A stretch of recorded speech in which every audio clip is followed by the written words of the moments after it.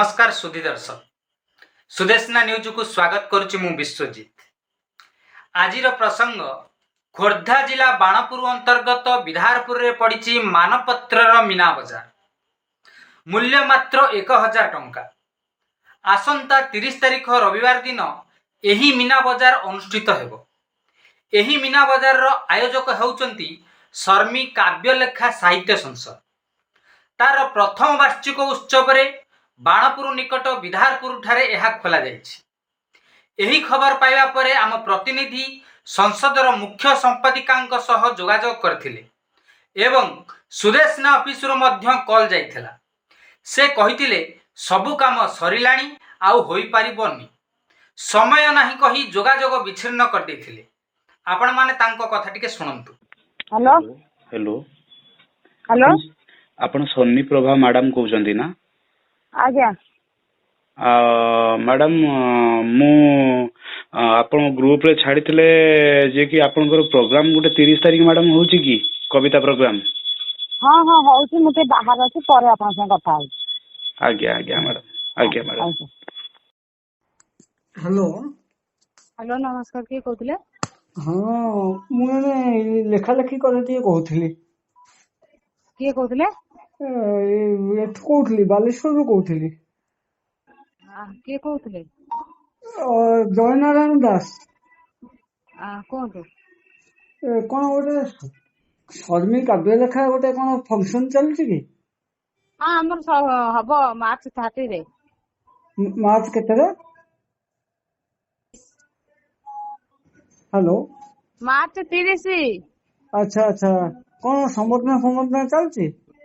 हाँ संबर्धना दिया जिवो, किंतु हमर सब बना सरलानी। जण हेबे ताक पय से बना सरलानी।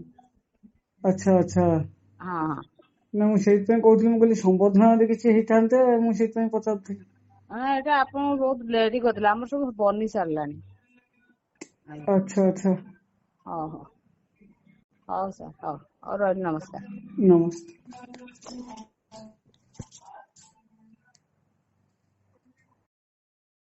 ଏହା ପରେ ଆମେ ସେହି ସଂସଦର ଜଣେ ସକ୍ରିୟ କର୍ମୀ ଯିଏ କି ମାନପତ୍ର ମୀନା ବଜାର କଥା ବୁଝାବୁଝି କରନ୍ତି ଅଜୟ ବାରିକଙ୍କ ସହ ଯୋଗାଯୋଗ କରିଥିଲୁ। ଶୁଣନ୍ତୁ କ'ଣ କହିଥିଲେ ଅଜୟ ବାରିକ ମହୋଦୟ। हेलो हेलो सर नमस्ते, अजय सर कहउछन तो? आज्ञा आज्ञा नमस्कार आज्ञा। नमस्ते, मु बालेश्वर रो कहउथली।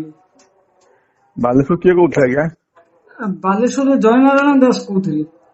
जय जगन्नाथ। हाँ भाई नमस्कार आज्ञा। आज्ञा ये कोन गोटे फंक्शन चलछि कि आपनकर जो शर्मी काव्य लेखा गोटे कोन चलछि कि? हाँ हाँ से 30 तारिख अच्छे आज्ञा। अच्छा, कोन संबोधना होछि? हाँ हाँ से 6 मास पूर्व विज्ञापन दिया जायथला आउ सेति कि टिके बगिया शेष पर्याय चलछि आज्ञा। टिके लेट हे गेला, मु एबे जाइली। हाँ टिके एबे जाइली, टिके लेट हे गेला त मोर, त मु सेति पे पचारली, मु कहली सर कहबा केमिति कोन ता सिस्टमैटिक। सेबा आ कोन करबा आज्ञा? तो एटा शेष पर्याय पूरा ऑलरेडी मानपत्र एवं मेमोरी ऑफ सब चेंज सरलानी आउ कोन करा जो आज्ञा? आपनको ता भीतर मोर गोटे हे परिबोनी सेटा आज्ञा कंप्लीट सइलानी। बहुत माने से मेमोरेंडम गुडा किनी ता दरे लेखेइबा ए सब करिया भितरे से प्रोसेसिंग सरी गलानी, सब पुस्तिका सरी गलानी। आउ एबे आज्ञा बहुत दुखित आबे आज्ञा, आपनको श्रद्धा को सम्मान जणाई कोन करबा? नहीं मु कहता कोन केमती चलछि मते कहले, मु से अनुसार प्रोसेसिंग नियंती। कोन करबा आज्ञा?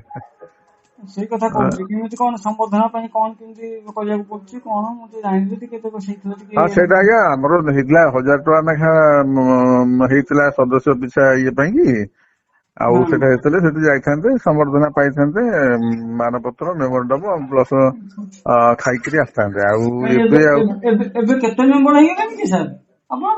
मेंबर आज्ञा मेंबर हे गेले हाराहारी 220। अच्छा अच्छा, 220 मेंबर हे साले गेले। आज्ञा आज्ञा ए बहुत दिन माने प्राय 5 मास आगु सब लोक दे सारे आउ एमती लास्ट टार्गेट दिया जाइथिला, से लास्ट टार्गेट भी पूर्ण हो गला। ଆଉ କଣ କରିବା ଆଜ୍ଞା, ଦୁଃଖିତ ଆମେ ଆଉ। ଆଚ୍ଛା ଆଚ୍ଛା, ନାଇଁ ମୁଁ ସେଇ କଥା କହୁଥିଲି, ମୁଁ କହିଲି ହଉ ବା କିଛି ନାହିଁ ଆଜ୍ଞା, ଇଏ ବଡ କଥା ନୁହଁ। ଆମ ନେକ୍ସଟ ଇୟର ରୁ କରିବା, କଟକ ଭୁବନେଶ୍ୱର ହେଲେ ସୁବିଧା ହବ ଆଉ କଣ। ଆଚ୍ଛା ଆଚ୍ଛା, ଆଜ୍ଞା ଭାଇ, ଆଜ୍ଞା, ଓହୋ, କଣ କରିବା ଆଜ୍ଞା, ବହୁତ ଦୁଃଖ ଲାଗିଲା ଆପଣଙ୍କ ଶ୍ରଦ୍ଧାକୁ ଦେଖିକି ସମ୍ମାନ ଜଣାଉଛୁ ଆଜ୍ଞା। ଆଜ୍ଞା, ହଉ ନମସ୍କାର ଆଜ୍ଞା। ନମସ୍କାର। ଆଜ୍ଞା। ହ୍ୟାଲୋ ହ୍ୟାଲୋ, ସାର୍ ନମସ୍କାର, ଆପଣ ଅଜୟ ସାର୍ କହୁଛନ୍ତି? ନମସ୍କାର ଆଜ୍ଞା। ସାର୍ ଆପଣଙ୍କର 30 ତାରିଖରେ ଗୋଟେ ପ୍ରୋଗ୍ରାମ ହଉଛି କି? ହଁ ଆଜ୍ଞା 30 ତାରିଖ ଅଛି ତ ବାଣପୁରରେ ଆଜ୍ଞା। ବାଣପୁରରେ ଅଛି।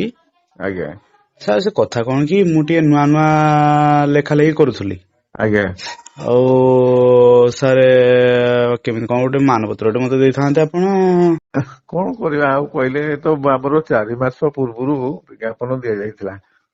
ଆଜ୍ଞା ଆଉ ତା ଭିତରେ ସବୁ ଯାକ ମାନପତ୍ର ଏବଂ ଯୋଉଗୁଡା ସବୁ ଦିଆଯାଏ ପ୍ରସ୍ତୁତି ସରିଗଲାଣି।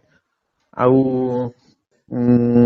ତେଣୁ କଣ କରିବା, ଆପଣଙ୍କର ଆଗ୍ରହ ଏବଂ ଏତେ ଭଲ ପାଇବାକୁ ସମ୍ମାନ ଜଣାଇକି ଆଉ ଆମେ କଣ ଉତ୍ତର ଦେବି ଆଜ୍ଞା କହିଲେ? ସବୁ ତ ତିଆରି ସରିଲାଣି ନା। ଓହୋ ଆଉ ସମୟ ନାହିଁ, ଆଜି ହେଲାଣି ଆସିକି, ଆଉ ତେଣୁ ସେଠି ସବୁ ଯୋଗାଯ ଯନ୍ତ୍ର କରିବାକୁ ପଡିବ। ଗୋଟେ ଗୋଟେ ସବୁ କାମ ଆଜ୍ଞା ସରିଗଲାଣି ସବୁ ଆଜ୍ଞା। ପୁସ୍ତିକା ଆଜ୍ଞା କିଛି ଆପଣ ବ୍ୟସ୍ତ ହୁଅନ୍ତୁନି ଆଜ୍ଞା, ଆପଣ ସେମିତି ଭଲ ପାଇବା ଥାଉ, ସବୁ ଠିକ ଅଛି ଆଜ୍ଞା। ଆଉ କାଣ ବେକାର ଅନୁଦାନ ରାଶି ଦେବେ, ଆସିବେ ଦେଖିବେ, ସାର୍ ଖାଇକି ଅନୁଦାନ ଯିବେ। ରାଶିଟା କେତେ କି? ଆଜ୍ଞା 1000 ଟଙ୍କା? ତାପରେ ଆମର ମେମୋରାଣ୍ଡମ, ମାନପତ୍ର, ସମ୍ବଳ ଆଜ୍ଞା ଖାଇକି ଆସିବେ ଆଉ କଣ। ଓହୋ, ଏ ସବୁ ନେଇକି ଆପଣଙ୍କର 1000 ଟଙ୍କା ନାଇଁ କି? ଓହୋ ପୁସ୍ତିକାରେ ଲେଖା ବାହାରିଥାନ୍ତା। ଆଜ୍ଞା ଆଉ ପ୍ଲସ ହିସାବ କଲା ବେଳକୁ ବହୁତ ଅଧିକା ହବ, କିନ୍ତୁ ଆମର ଗୋଟେ ଫାଷ୍ଟ ବୋଲିକି ହେଲା ପ୍ରତିଷ୍ଠା ତାଙ୍କର ଯାହା କରିବେ, ଯାହା ହବ ସେ ତାଙ୍କ ହାତରୁ କରିବେ। ସାର୍ ଆପଣଙ୍କ ପ୍ରୋଗ୍ରାମ ର ନାଁ ଟା କଣ ରହିଛି କି? ଆମର ଏଟା ଶର୍ମୀ କାବ୍ୟ ଲେଖା ସାହିତ୍ୟ ସଂସଦ। ଆଜ୍ଞା, ଓହୋ। ସାର୍ ଆପଣ ପ୍ରାୟ କେତେ ଲୋକଙ୍କୁ ଦିଅନ୍ତି କି? ଆଉ ଆମ ପାଇଁ ଟିକେ କଣ ଦେଖିଥାନ୍ତେ ଟିକେ। ଏଇ ବା ହଉଛି କଥା, ଆଉ ଆପଣଙ୍କୁ କଣ କହିବି, ଆଉ ତ ମୁଁ ତ ଆପଣଙ୍କୁ ମାନେ ବହୁତ କଷ୍ଟ ଲାଗୁଛି। ଆଉ କଣ କରିବା, ଆମର ସବୁ ସରିଲାଣି, ଆଉ କଣ ପ୍ରିଣ୍ଟ ଦ୍ୱିତୀୟ ଥର ଡିଟିପି ବାଲାକୁ ଦେଇହବ ନା? ସେ କରିପାରିବ ନା? ଏଇ ଯୋଉ ମେମୋରମ ବାଲା ସେମାନେ ଆଉ କରିବେ? ମାନପତ୍ର ଅର୍ଡର ବି ଦିଆଯାଇଥିଲା, ସିଏ ବି ସରିଲାଣି। ଆଉ କଣ କରିବା କହୁନାହାନ୍ତି? ଏଇ ଓହୋ ହଉଛି କଥା, କାରଣ ସରିଗଲା ପରେ ଆଉ କଣ ଗୋଟେ ହେଇପାରିବ? ବହୁତ ବା ଆଜ୍ଞା, ଇଏ 5 ମାସର କଥା। କିଛି ଓହୋ, ନାହିଁ, ଆପଣ ନାଇଁ ମନ ମୁଁ ଦୁଃଖ କରନ୍ତୁ, ଜାଣିନଥିଲି ତ। ସେ କିଛି ନାହିଁ, କାଲି ଆପଣ ବ୍ୟସ୍ତ ହୁଅନ୍ତୁ ନାହିଁ ଜମା, କିଛି ନାହିଁ। ଆମର ନେକ୍ସଟ ଇୟରକୁ କରିବା, ଆମର ଏଇ କଟକ ହବ କି ଭୁବନେଶ୍ୱର ହବ, ଏଇଟା ପ୍ରଥମ ବାର୍ଷିକଟା ସେଠି ହଉଛି। ଓହୋ, ଆପଣ ଭଲ ପାଇବା ଥାଉ, ଲେଖା ଦିଅନ୍ତୁ, ସବୁ ଠିକ ହବ, କିଛି ନାହିଁ। ଆପଣ ଆମର ଲେଖା ଆପଣଙ୍କର କେମିତି କଣ ସାର୍ ବାହାରେ? ଆମର ଫେସବୁକ ରେ ବାହାରିବ। ଫେସବୁକ ରେ ଆପଣ ଫ୍ରେଣ୍ଡ ଅଛନ୍ତି ତ? ଆଜ୍ଞା ମେମ୍ବର ହେଇଛନ୍ତି? ଆଜ୍ଞା ହଁ ହେଇଛନ୍ତି, ଆପଣ ବେଳେ ଯେ ଆପଣଙ୍କ ପାଖକୁ ଯିବ କଣ, ସେଇଟା ବାହାରିବ ଯେ ଆମର ପ୍ରତି ମଙ୍ଗଳବାରର ଆସର ଭାଇ, ଅବିକା ଏଇ ଯୋଉ କାର୍ଯ୍ୟକ୍ରମ ପାଇଁ କି ଏଇଟା ବନ୍ଦ ରଖିଛୁ। ହଁ, ଆଚ୍ଛା ମାର୍ଚ୍ଚ 30 ଯାଏ ବନ୍ଦ ରହିଲା, ତାପରେ ସେଠୁ ପୁଣି ଆମର କବିତା, କ୍ଷୁଦ୍ର ଗଳ୍ପ, ଏଇ 2ଟା ଆସର ହଏ ଆଉ। ଓହୋ, ହୁଁ। ସାର୍ ଆପଣଙ୍କର ପା ସାର୍ 400 ଲୋକଙ୍କୁ ଦେଇଥାନ୍ତେ ନା କଣ ସାର୍? ନାଇଁ ନାଇଁ 400 ଲୋକ ନୁହଁ, ଏତେ କଣ କୋଉଠି ହୁଅନ୍ତି, 100, 150 ଏମିତି ସବୁ ହୁଅନ୍ତି। ଆମର ଅତି ବେଶୀରେ 213 ହେଇଛନ୍ତି। ଆଚ୍ଛା ସାର୍, ସେ 213। କଥା କଣ କି, ମୁଁ ତ ଗ୍ରୁପରେ ଅଛି, ତ ଗ୍ରୁପ ରେ ଆସିଥିଲା ଆପଣଙ୍କର 400 ଲୋକଙ୍କ ପାଇଁ। 400 ଲୋକଙ୍କ ପାଇଁ ମାନେ ଆମର ସେଠି ହେଇଛି କଣ ନା, ଯେ ଯୋଉଟା ଲେଟ୍ ହେଇଗଲେ ତାଙ୍କ ସ୍ୱାମୀ ଯିବେ। ଆଚ୍ଛା ଏଇମାନଙ୍କ ପାଇଁ ତ ହେଲେ ଆମର 213 ହେଲେ, ଯୋଉମାନେ ଆସିବେ ଅଭ୍ୟର୍ଥନା ଦବାକୁ, ଗେଷ୍ଟ ଆସିବେ, ଚିଫ ଗେଷ୍ଟ ସବୁ ହେଇକି ଆସିବେ, ସେମାନେ 20 ଜଣ। ନାଇଁ ନାଇଁ, ଆପଣଙ୍କର ତ ଟୋଟାଲି ଥିଲା 400 କବିଙ୍କୁ ମାନପତ୍ର ଦବା ପାଇଁ। ନାଇଁ ତ। ଆଜ୍ଞା ଆଜ୍ଞା, ଗ୍ରୁପ ରେ ଗୋଟେ ଥିଲା। ମୁଁ ତ ସେଇଥିପାଇଁ ମୁଁ କହିଲି, ଯାହା ହଉ ଯଦି 400 ଥିବ, ତାହେଲେ ତ ସାରଙ୍କ ପୋଷ୍ଟ ଫାଙ୍କା ଥିବ। ତାହେଲେ ଦେଖିବା, ଆଉ ମୁଁ ସେ କଥା କଣ, ମୁଁ ଟିକେ ନୂଆ ନୂଆ ଲେଖୁଛି ନା, ତେଣୁକରି ମୋର ଆଜ୍ଞା ଟିକେ ମାନପତ୍ର ପାଇବା ପାଇଁ ଭାରି ଇଚ୍ଛା, ତେଣୁ କରିକିରି ମୁଁ ସେଥିପାଇଁ ମୁଁ କହିଲି ଆପଣଙ୍କ ତ ଟିକେ ହଉ ଇଏ ବାର୍ଷିକ ମାନପତ୍ର ନହେଲେ ନାହିଁ, ବାର୍ଷିକ ମାନପତ୍ର ନହେଲେ କଣ ଅସୁବିଧା ହେଲା? ଆମର ତ ଏଇ 30 ତାରିଖ ପରେ ପୁଣି କବିତା ଆସର ଆରମ୍ଭ ହବ। ସେତିକିବେଳେ ମାନପତ୍ର ନେବେ ସବୁ। ଆଉ କଣ ଯେମିତି ସବୁ ଦିଆଯାଉଛି ମାନପତ୍ର ସମସ୍ତଙ୍କୁ ଦିଆହବ ଲେଖାକୁ ନେଇକି। ଆଉ କଣ ନାଇଁ ଆପଣ ଲେଖାକୁ ନେଇ ଦେବେ ଯେ, କିନ୍ତୁ ସିଏ ମାନପତ୍ର ଆଉ ଏଇ ଯୋଉ ସିଏ ଇ ସମ୍ବନ୍ଧିତ ମାନପତ୍ର ଏଇ ଯୋଉ ସମ୍ବନ୍ଧିତ କଥା ନା ଯଦି ଶୁଣନ୍ତୁ, କହିଲେ ସିଏ ଇ ମାନପତ୍ର ଆଉ ଇଏ ସବୁ ଛାଡିଯିବ। ଆପଣଙ୍କର ସାର୍ କିନ୍ତୁ ସେଇ କଣ କରିବା ଆଜ୍ଞା? କଣ କରିବା ଆଜ୍ଞା? ଏଇଟା ହଉଛି କଥା। ଆମର ସରିଗଲା ପରେ ଆଉ ଗୋଟେ କଣ ଥାଏ କହିଲେ? ଏଇ ସବୁ ମାନେ ଆଗରୁ ସେରା ସବୁ ଉତ୍ତରୀ ମାନପତ୍ର ମେମୋରାଣ୍ଡମ ଏରା ସବୁ ସରିଲାଣି। ଆଜ୍ଞା ଏତିକି ଲୋକଙ୍କ ପାଇଁ ସବୁ ସରିଲାଣି ଅଲରେଡି। ତେଣୁ ତା ପରବର୍ତ୍ତୀ ପର୍ଯ୍ୟାୟ ରହିଲା କଣ ନା ଆରେଞ୍ଜମେଣ୍ଟ, କୋଉଠି ରେକର୍ଡସନ ହବ, ରୋଷେଇ ବାସ ହବ, କେମିତି କୋଉଠି ଘର ଫର ନେବା। ଏଇ ଆପଣଙ୍କ ସବୁ ପ୍ରୋଗ୍ରାମ ଟା ସାର୍ ବାଣପୁରରେ ଆପଣଙ୍କର କଣ ପୁରା ଫାଇନାଲ ହେଇଯାଇଛି? ହଁ ଫାଇନାଲ ହେଇକି ବୁକିଂ ସରିଯାଇଛି, ସବୁ ହେଇଯାଇଛି। ଆଉ ମୁଁ ଟିକେ ଯାଇଥାନ୍ତି ସାର୍, ସେଥିପାଇଁ ଆପଣଙ୍କୁ କହୁଥିଲି ଆଉ। ଆଉ ଯେବେ ଯଦି ସେଇ ଅନୁଦାନ ଦେବେ, ଖାଇବେ ପିଇବେ ହେଇକି ଆସିବେ, ଏଇଟା କଣ ଗୋଟେ ଭଲ ଲାଗିବ କହୁନାହାନ୍ତି? ଆଉ ଗୋଟେ ସମ୍ବର୍ଦ୍ଧିତ ହେବେନି, ଗୋଟେ କବି ହିସାବରେ ଯିବେ ଆପଣ, ମାନେ ସବୁ ସମ୍ବର୍ଦ୍ଧିତ ହଉଥିବେ, ଆପଣଙ୍କୁ ଭଲ ଲାଗିବ କହୁନାହାନ୍ତି? ଏଇ ହଉଛି କଥା। ହଁ ସାର୍ ମୁଁ ଟିକେ ଯାଇଥାନ୍ତି, ମୁଁ ସେଥିପାଇଁ ଯେତେବେଳେ ଦେଖିଲି ଗ୍ରୁପ ଟା ମୁଁ କହିଲି ତାହେଲେ ଅଜୟ ସାର୍ ଙ୍କୁ ଫୋନ କରେ।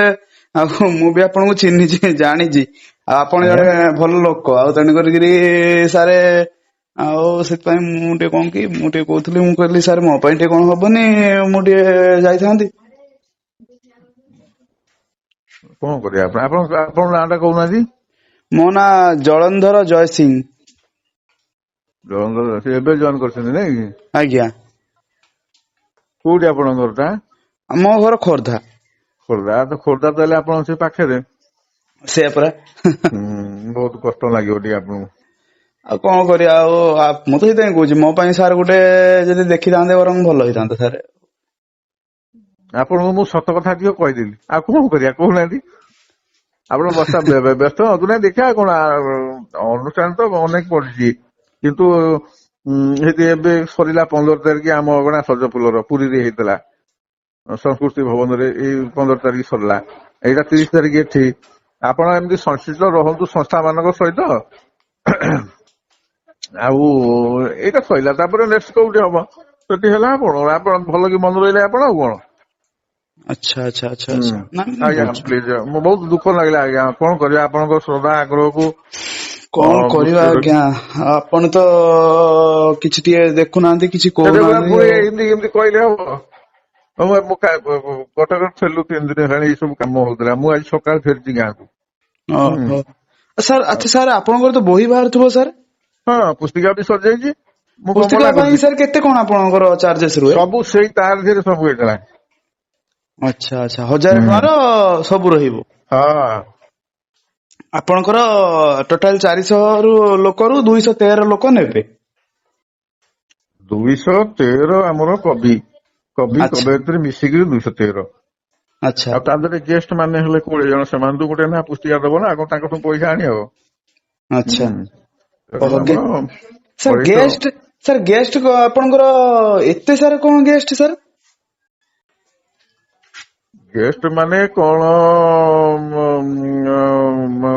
ଯୋଉଠି ହବ ସେଠିକାର ମାନଗଣ୍ୟ ବ୍ୟକ୍ତି, ଆଜ୍ଞା ସେଠିକାର ସ୍କୁଲ ଟିଚର, ଆଜ୍ଞା। ଏଇ ସବୁ ନେଇକରି ସବୁ ବିଚାର କରିକି ଯୋଉଟା କି ଆମର ଶୃଙ୍ଖଳିତ ଭାବରେ ହବ, ସେଠିକାର ଲୋକାଲ ଲୋକଙ୍କୁ ସହଯୋଗ ନ ରଖିଲେ କେମିତି ହବ? ଆଉ ସାର୍ ତେଣୁ ମିଡିଆ ସେମାନଙ୍କୁ ଯୋଉ ବନ୍ଧୁ ମାନଙ୍କୁ କାହାକୁ ଡାକୁଛନ୍ତି ଆପଣ? ମିଡିଆ ବନ୍ଧୁ କଥା ମୁଁ କହିପାରିବିନି ଆଜ୍ଞା। ଆଚ୍ଛା ଆଚ୍ଛା ଆଚ୍ଛା, ଆପଣ କହିପାରିବେନି? ନା। ଓହୋ। ଆଉ ମୁଁ ସେଥିପାଇଁ ମତେ ଭାରି ଦୁଃଖ ଲାଗିଲା। ମୁଁ ଭାବିଥିଲି ଯେତେବେଳେ ନମ୍ବର ଟା ପାଇଲି ଭାରି ଖୁସି ଥିଲି କି ଯାହା ନମ୍ବର ହଉ ଗୋଟେ କୋଉଠୁ ପାଇଲେ ଆଜ୍ଞା? ଆଜ୍ଞା। ନମ୍ବର କୋଉଠୁ ପାଇଲେ? ନମ୍ବର ଟା ବା ମୁଁ ଆଜ୍ଞା ଏଇ ଯୋଉ ଆପଣଙ୍କର ଏଠୁ ପାଇଲି, ଯୋଉ ସରିନୀ ପ୍ରଭା ମ୍ୟାଡାମଙ୍କ ପାଖରୁ। ଓହୋ। ସରିନୀ ପ୍ରଭା ମ୍ୟାଡାମଙ୍କୁ ଫୋନ କରିଥିଲି, ସିଏ ନମ୍ବର ଟି ଦେଲେ, ତାଙ୍କଠୁ ମୁଁ ନମ୍ବର ଟା ଆଜ୍ଞା ପାଇଲି। ହଁ, ଆପଣ ମନ ଦୁଃଖ କରନ୍ତୁ ନାଇଁ, ହେଲା ଆଉ କଣ? ଆମେ ତ ଜାଣିଲୁ ଆପଣଙ୍କୁ, ଆଉ କଣ? ଆପଣ କୋଉଠୁ ଆଉ ଅବହେଳା ରହିବେ? ଜଣାଶୁଣା ହେଲା, ସଇଲା। ସାର୍ କରିଦେଲେ ମାନେ କଣ ସାର୍ ସମସ୍ତଙ୍କ ପାଇଁ 1000 ଟଙ୍କା ନା 1000 ଟଙ୍କାରୁ କମ ବି ଆପଣ ମାନେ କରୁଛନ୍ତି? ନାଇଁ ନାଇଁ, ଯେ ଜଣେ ଜଣେ ଲେଖୁଛନ୍ତି ଯେ କି ନାଇଁ ମୁଁ ଏମିତି ହଉଛି, ମୁଁ ଅସୁବିଧାରେ ପଡିଛି, ଯଦି କହିବେ ମୁଁ ମାଗିକି ଦେବୁ। ଆଉ ତା ମାନେ କଣ ଏମିତି ପଡିଛି ତମେ ମାଗିକି ଆଣିକି ଦବ? ଏଇଠି କଣ ପାଇଁ? ଏଇଟା ଗୋଟେ ହଉଛି ଖୁସି କଥା ନା। ଆଉ ତମେ ଏଇଟା ଅସୁବିଧାରେ ଯଦି ଅଛ ତମେ କାହିଁକି ଏଇଟା କଣ ଲେଖିବା କଥା? ଲେଖୁଛନ୍ତି ଲୋକ ଭଲ ଭଲ, ତାପରେ ଦେଖି ବିଚାର କରି ସେଠି ଯାହା କରିବେ ଆଉ କଣ। ଓହୋ ସାର୍ ଆପଣଙ୍କର ପଇସା ସବୁ କଲେକ୍ଟ ହେଇଗଲାଣି? ମୁଁ ଆପଣଙ୍କୁ କହିଲି ନା ଆମର ସବୁ ସରିଲାଣି ଆଜ୍ଞା। ଆଉ କଲେକ୍ସନ ପାଇଁ ଯଦି ଥାନ୍ତା ଆପଣ କାହିଁ ନ ନେଇଥାନ୍ତେ? ଆଚ୍ଛା ସବୁ ସରିଲାଣି। ଆଜ୍ଞା। ଆଚ୍ଛା ଆଚ୍ଛା ଆଚ୍ଛା ଆଚ୍ଛା। ନାଇଁ ଆପଣଙ୍କର ଯେତେବେଳେ 400 ଦେଖିଲି ମେମ୍ବର ନେବେ ବୋଲିକିରି ମାନ ପତ୍ର, ତେଣୁ କରିକିରି ମୁଁ ଭାବିଲି ଯାହା ହଉ ଆମେ ନାଇଁ ଟିକେ ନାଇଁ, ସୁଯୋଗ ମିଳିବ। 400 ନେବେ ବୋଲିକିରି ଲେଖା ହେଇନାହିଁ। ଆପଣ କଣ ମାନେ ସେ ଯୋଉଟା ପଢିଛନ୍ତି ସେଟା 400 ନୁହଁ, 400 500 ଲୋକଙ୍କ ପାଇଁ ଖାଇବା ପିଇବା ଲାଗିଥିବ। ଆଉ ମାନପତ୍ର କୋଉଠି ଏତେ ହବ? ଏତେ କଣ କୋଉଠି ହୁଏ? କୌଣସି ସାହିତ୍ୟ ଅନୁଷ୍ଠାନରେ ଏତେ ଲୋକ ହୁଅନ୍ତି ନାହିଁ। ଏତେ କାହିଁକି ଆସିବେ କହୁନାହାନ୍ତି? ଏତେ କୋଉଠୁ ଆସିବେ?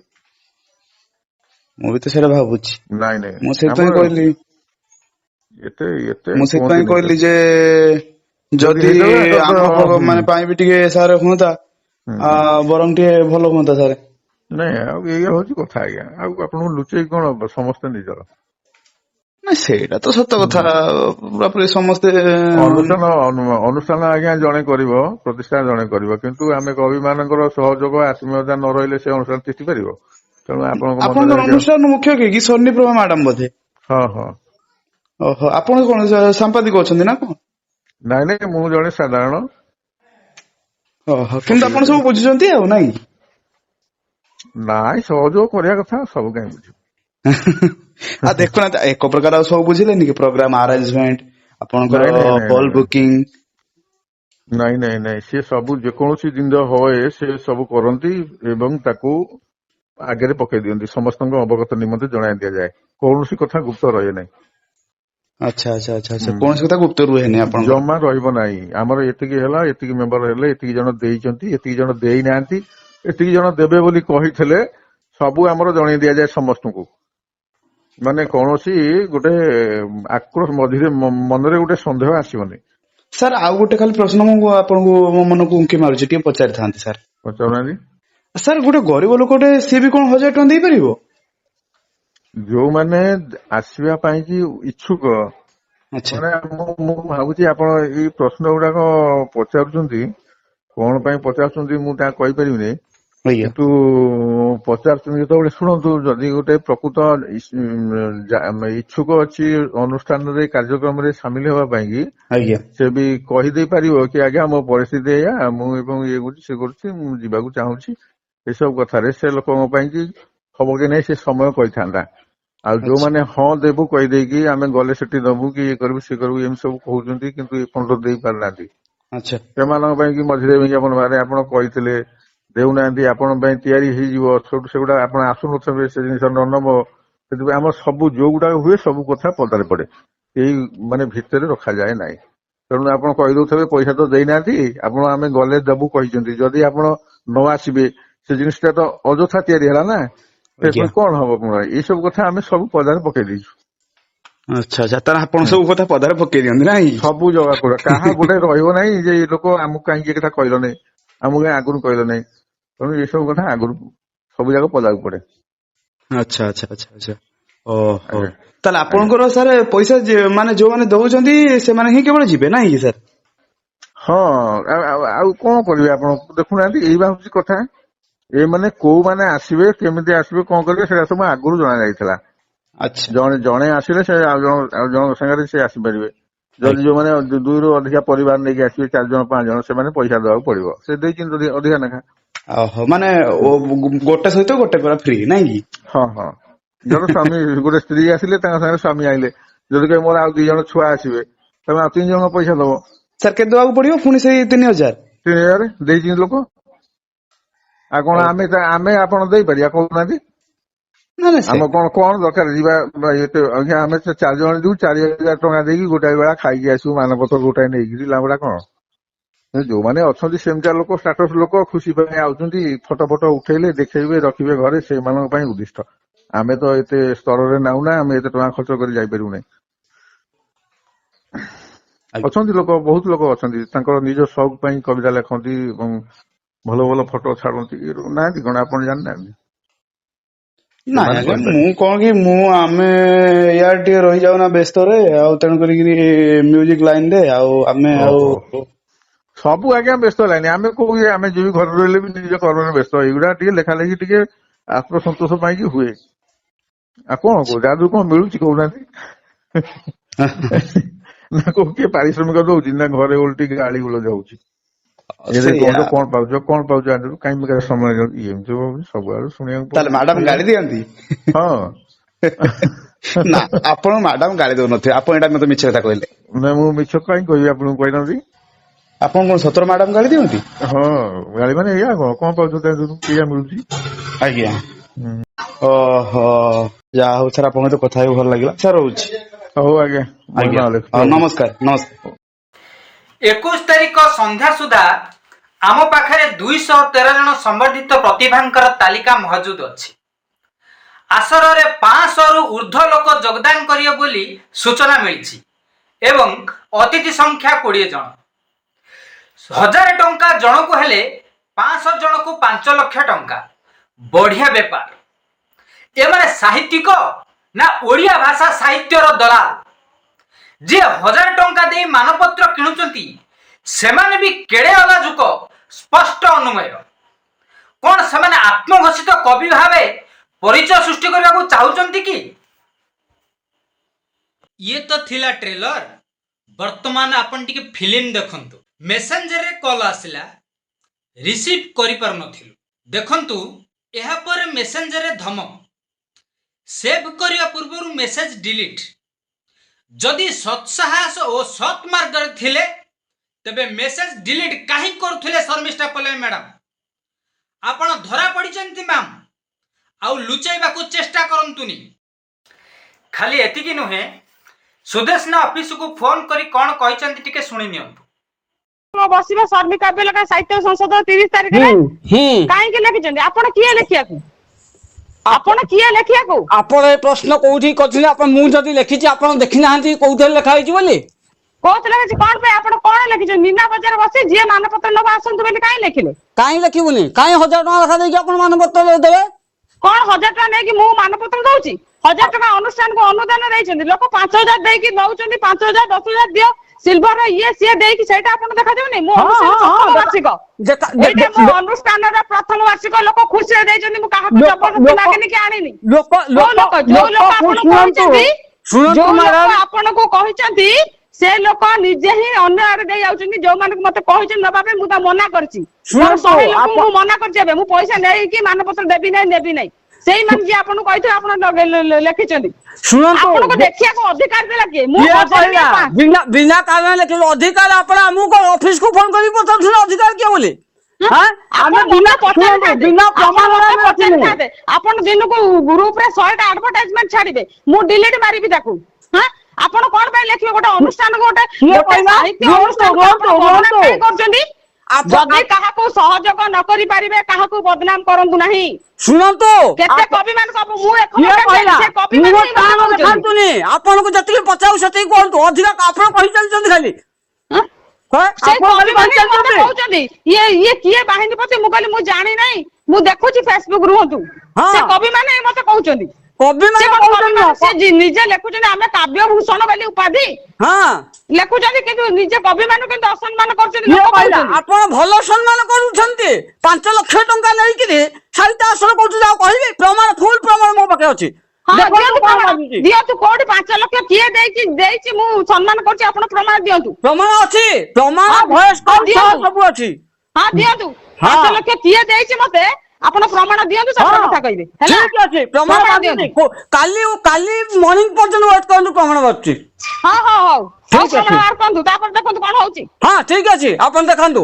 ଆପଣ ଦେଖନ୍ତୁ ଆପଣ ଅନୁଷ୍ଠାନ କଣ ଗୋଟେ ଧମକ ଦେବାକୁ ବଢିକି ଦେଖିବେ? ମଣିଷ ଗୋଟେ ସ୍ତ୍ରୀ ଲୋକ କଷ୍ଟ କରିକି ଅନୁଷ୍ଠାନ ଟା କରି ଫଙ୍କସନ କରିବାକୁ ଯାଉଛି, ଆପଣ ସେଥିପାଇଁ ସହଯୋଗ ନାହିଁ, ଆପଣଙ୍କର ସହଯୋଗ ଉତ୍ସାହ ଦବାର ସହଯୋଗ ନାହିଁ, ବୋଲି ଆପଣ ପୁଣି ବସି କଣ ସେଠି ବସି ଏଇ କହୁଛନ୍ତି କାମ କଣ କରୁଛନ୍ତି। କହୁଛନ୍ତି ଆପଣ? ସହଯୋଗ ଆପଣ ମାଗୁଛନ୍ତି, ସହଯୋଗ ମାଗୁଛନ୍ତି, ଜଣେ ଗଲେ ସହଯୋଗ ମାନେ ଆର୍ଥିକ ସହଯୋଗ ନୁହଁ, ମନୋବଳ ବଢେଇବା, ମନୋବଳ ସାହିତ୍ୟକୁ ଏଇଟା ଉତ୍ସାହିତ କୁହନ୍ତୁନି କରିବା, ଆଜ୍ଞା। କବି ମାନଙ୍କୁ ଉତ୍ସାହିତ, କେତେ କବିଙ୍କ କବିତାରେ ଆପଣ କିଏ କମେଣ୍ଟ କହିଲା? କରିକି ଉତ୍ସାହିତ କରୁଛନ୍ତି। କେତେ ଜଣ ଆପଣଙ୍କ ଇଏରେ ଅଛନ୍ତି? ଆପଣ କେତେ ଜଣଙ୍କୁ ବିନା ପଇସାରେ ମାନପତ୍ର ଦେଇଛନ୍ତି ମତେ ଦେଖେଇବେ? ମୋର ଏଇଟା ପ୍ରଥମ ବାର୍ଷିକ, ଭୁଲି ଯୋଉଟା ଯାଆନ୍ତୁନି, ହଉ ଅନୁଷ୍ଠାନ ହଉ ପ୍ରଥମ କରିଛି। ପ୍ରଥମ ଏମିତି ହଜାର ଅନୁଷ୍ଠାନ ଅଛି, ଆପଣ କହିଲେ ହଜାର ଅନୁଷ୍ଠାନ ଗଲେ ଦେଖିବା ତାଙ୍କ ନାଁ ଲେଖିଲେ ହଁ କେମିତି ଲେଖିଛି। ଲେଖିଦେବେ। ଆପଣ ଯାଇକି ଚେକ୍ କରିବେ, ଆମର କାଲି ସକାଳୁ ବାଜିଗଲା ପରେ ଆପଣ ଯାଇକି ଚେକ୍ କରିବେ, ଆମ ଚ୍ୟାନେଲ ଚେକ୍ କରିବେ, ଯାଆନ୍ତୁ। ଚ୍ୟାନେଲ କଣ ଚେକ୍ କରିବେ ଆପଣ? ମୁଁ କାଇଁ ଚ୍ୟାନେଲ ଚେକ୍ କରିବି ଆପଣଙ୍କର? ହଁ ଚେକ୍ କରିବେ ହଁ? କେତେ ଆପଣ କଣ ଅଛି। ଦେଖୁନାହାନ୍ତି ରାତି ପାଇଲେ ଭୁବନେଶ୍ୱର କଟକରେ ଗଦା ଗଦା ହଁ ସାହିତ୍ୟ ହଉଛି ଅନୁଷ୍ଠାନ କରୁଛନ୍ତି। ହଉଛି ଯୋଉଟା ଆସୁଛି ସେଇଟା ଆମେ ଦେଖୁଛୁ, ସେଇଟା କରୁଛୁ, ନିଶ୍ଚିତ ଭାବେ ଦେଖନ୍ତୁ। ହଁ ଆପଣ କରୁଛନ୍ତି ଆପଣ କଣ? କବି ମାନଙ୍କୁ ଉତ୍ସାହିତ କରନ୍ତୁ, କବି ମାନଙ୍କୁ ଆପଣ କେତେ ଜଣ କବିଙ୍କୁ ସମ୍ମାନିତ କରିବେ? ଆପଣଙ୍କୁ କାବ୍ୟ କିଏ ଭୂଷଣ କହିଲା? ଉପାଧି ପାଇଛନ୍ତି। ଆପଣ 1000 ଟଙ୍କା ନେଇକି ସମ୍ମାନ ଦଉଛନ୍ତି ତ? ମୁଁ ମାଗଣାରେ ମୁଁ ସମ୍ମାନ 1000 ଦେବି ଟଙ୍କା ନେଇ ଆପଣଙ୍କୁ, ଆସିଲେ। ସମ୍ମାନ ଦଉନି, ମୁଁ 1000 ଟଙ୍କା ନେଇ ସମ୍ମାନ ଦଉନି, କିଏ ମୁଁ 1000 କହିଲା? ଟଙ୍କା ନେଇ ଅନୁଷ୍ଠାନ ମୋ ଟେଣ୍ଟ ବନ୍ଧା ହଉଛି, ମୋର କାମ ହବ, ରୋଷେଇ ଆସିବ, ଲୋକ ହଜାର ହଜାର ଲୋକ ଖାଇବେ, ସାହିତ୍ୟରେ ଅଛନ୍ତି, ଉପକୃତ ହେବେ, ଜଣେ ହଁ ଆସେ ତାହା 5 ଜଣ ଆସୁଛନ୍ତି, ମୁଁ 1000 ଟଙ୍କା ନେଇକି ଲୋକଙ୍କୁ ସମ୍ମାନ ଦଉନି। ମୋ ଓହୋ ପାଇଁ 1000 ଲୋକ ହଜାର ଡାକୁଛନ୍ତି, ଟଙ୍କା ମୁଁ ମନା କରୁଛି। ଓହୋ ଲୋକ କହୁଛନ୍ତି ଆମେ ହଜାର ଦବୁ ପଇସା, ଆପଣ ଆମକୁ ଷ୍ଟେଜରେ ବସନ୍ତୁ, ମୁଁ ମନା କରୁଛି, ପଇସା ନେଇ କାହାକୁ ଷ୍ଟେଜରେ କିଏ ବସେଇବିନି। କହିଲା? କିଏ କହିଲା ଆପଣଙ୍କୁ? ପ୍ରମାଣ ବା କହିଲି, ଭଏସ କଲ୍ ସହ ପ୍ରମାଣ ଅଛି ମୋ ପାଖରେ, ଅପେକ୍ଷା ହଉ ହଉ କରନ୍ତୁ। ଠିକ ଅଛି, ହଉ ମତେ ଠିକ ଅଛି। ଶୁଣେଇବେ, ଆପଣ ଏଇଟା ମୋ ନମ୍ବର, ମତେ ଛାଡନ୍ତୁ କୋଉ ଭଏସ କଲ୍ ନା ନା କିଏ କହିଛନ୍ତି ଆପଣଙ୍କୁ ହଁ ଭଏସ କଲ୍ ଛାଡ଼ିବିନି, ଆପଣଙ୍କୁ ନ୍ୟୁଜ କରିକି ନ୍ୟୁଜ ବଜେଇକି ଛାଡ଼ିବି, ଅପେକ୍ଷା କରନ୍ତୁ। ହଉ ହଉ, ଠିକ ଆପଣ ଅଛି ଯେତେ ବଦନାମ କରିବା ଚାହିଁଲେ ବି ବଦନାମ କରନ୍ତୁ, କିଛି ଠିକ କଥା ଅଛି। ନାହିଁ। ମୁଁ ହଉ ବଦନାମ କରିବାକୁ ଆପଣ ଆପଣ ଓଡିଆ ଅଙ୍ଗୁର ନ ସାହିତ୍ୟକୁ ଖାଇ ବଦନାମ ସାରିଲେ ଖଟା କରୁଛନ୍ତି। ଲାଗେ, ସମସ୍ତେ କରନ୍ତୁ କରନ୍ତୁ। ହଉ ଠିକ ଅଛି, ଆପଣ ଓଡିଆ ସାହିତ୍ୟକୁ ବଦନାମ କରୁଛନ୍ତି, ଆମେ କଣ ବଦନାମ? ଶୁଣିଲେ ତ, କବି ମାନଙ୍କର ମନୋବଳ ବଢାଉଛନ୍ତି 1000 ଟଙ୍କାରେ ମାନପତ୍ର ବିକି। ଆପଣ ସାହିତ୍ୟ କାର୍ଯ୍ୟକ୍ରମ କରିବେ, ଅତିଥି ଭାବରେ କବି ମାନଙ୍କୁ ଡାକି ମାଛ ତେଲର ମାଛ ଭାଜିବେ? ନିଜ କର୍ମକର୍ତ୍ତାଙ୍କ ଭିତରେ ଅର୍ଥ ଆଦାୟ କରି ସାହିତ୍ୟ କରନ୍ତୁ। ଓଡ଼ିଆ ଭାଷା ସାହିତ୍ୟର ଅପମାନ କରି, କବିମାନଙ୍କୁ ହରିଲୁଟ କରି ସାହିତ୍ୟ କରି ନିଜକୁ ଭାଷା ସାହିତ୍ୟର ଦଲାଲ ଭାବରେ ପରିଚୟ କରାନ୍ତୁ ନାହିଁ। ଓଡ଼ିଆ ଅସ୍ମିତାର କଥା କହି ଡିଣ୍ଡିମ ପିଟୁଥିବା ସରକାର, ଭାଷା ସାହିତ୍ୟ ଓ ସଂସ୍କୃତି ମନ୍ତ୍ରୀ ଅନ୍ଧ ନା ମୂକ ନା ବଧିର? ଏହା କ'ଣ ଆମ ଭାଷା ସାହିତ୍ୟର ଅପମାନ ନୁହେଁ କି? ପରିଶ୍ରମ କରି ରୋଜଗାର କର, ଭାଷା ସାହିତ୍ୟକୁ ପଣ୍ୟ ଦ୍ରବ୍ୟ କରି ବିକିବାଟା ନିଜକୁ ଅକର୍ମଣ୍ୟ, ଅଲାଜୁକ ଏବଂ ଦଲାଲ ବୋଲି ପରିଚୟ ଦେଉନାହିଁ କି? କ'ଣ ଭାବିଛନ୍ତି ଆପଣ ଓଡ଼ିଆ ସାହିତ୍ୟକୁ? ଏଭଳି କଦର୍ଥନ କାର୍ଯ୍ୟ ଲିପ୍ତ ବ୍ୟକ୍ତି ଭାଷା ସାହିତ୍ୟର ଜଣେ ଜଣେ ଅଦାତ ଶତ୍ରୁ। ସାହିତ୍ୟ ଆସର ନା ଅର୍ଥ ହେରଫେର? ମାନପତ୍ର ବିକାଳି ସମସ୍ତେ କ'ଣ ଉପଯୁକ୍ତ ପ୍ରତିଭା? ଏତେ ସଂଖ୍ୟକ ସମ୍ବର୍ଦ୍ଧନା, ପୁଣି 1000 ଟଙ୍କା ବିନିମୟରେ, ଏହା ହାସ୍ୟାସ୍ପଦ ଓ ଭାଷା ସାହିତ୍ୟର ଅପମାନ। ଏଥିରୁ ସ୍ପଷ୍ଟ ଅନୁମେୟ, ଏଭଳି ସାହିତ୍ୟ ବେପାରୀ ଜଣେ ଜଣେ ମୁଦ୍ରା ରାକ୍ଷସ। ବର୍ତ୍ତମାନ ପାଇଁ ଏତିକି, ପୁଣି ଦେଖା ହେବ ଆଉ ଏକ ନୂଆ ଖବର ସହିତ। ରହୁଛୁ, ନମସ୍କାର।